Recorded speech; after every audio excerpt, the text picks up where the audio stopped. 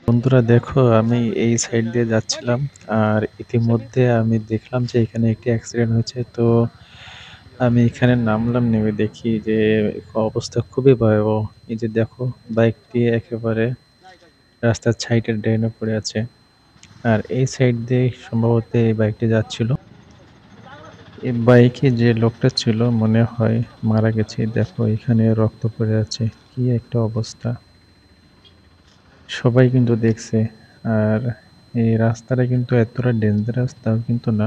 এটা পাহাড়ের ওপরে। কিন্তু দেখো কি অবস্থা।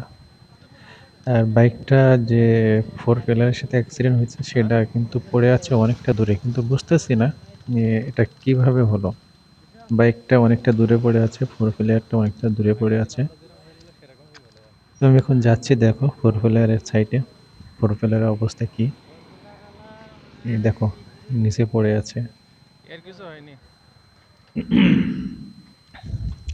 এই বাবা খেয়েছে। আচ্ছা, মোটরসাইকেল লেগে তো এরমই। এর সামনে কিন্তু একেবারে দুমড়ে মুচড়ে গেছে, কিন্তু ফোর হুইলারে আঘাতে কিভাবে এটা হলো আমি বুঝতেছি না। কি এই যে অবস্থা! দেখো কি অবস্থা।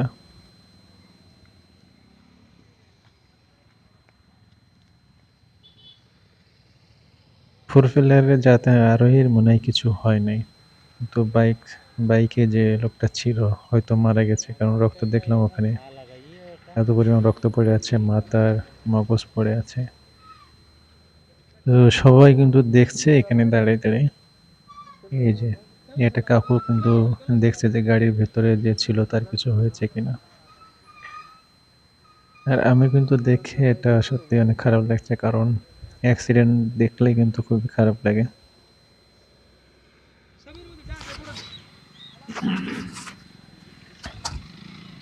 এই দেখো এই রাস্তাটা কিন্তু পাহাড়ের অনেকটা উপরে।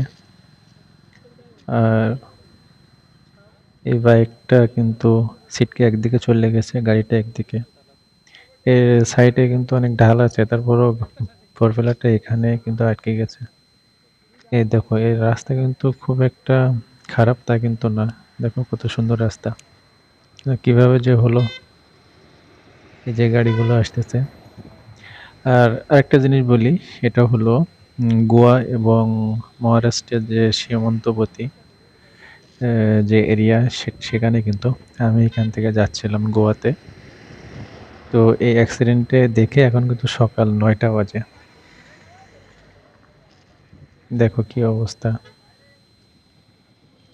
বন্ধুরা, সকাল সকাল এমন একটি অ্যাক্সিডেন্ট দেখে আসলে মনটা অনেক খারাপ হয়ে গেল। কারণ আমাকে যেতে হবে আরো অনেক দূর। রাস্তায় কিন্তু এরকম অ্যাক্সিডেন্ট খুবই কিন্তু চিন্তার একটা বিষয়। তো আমি এই নিজে ড্রাইভ করছিলাম আমার এই ফ্রেন্ডের বাইকে। তো এখান থেকে যেতে হবে আমাকে এখনো ৭০-৮০ কিলোমিটার রাস্তা। কারণ ওখানে গোয়াতে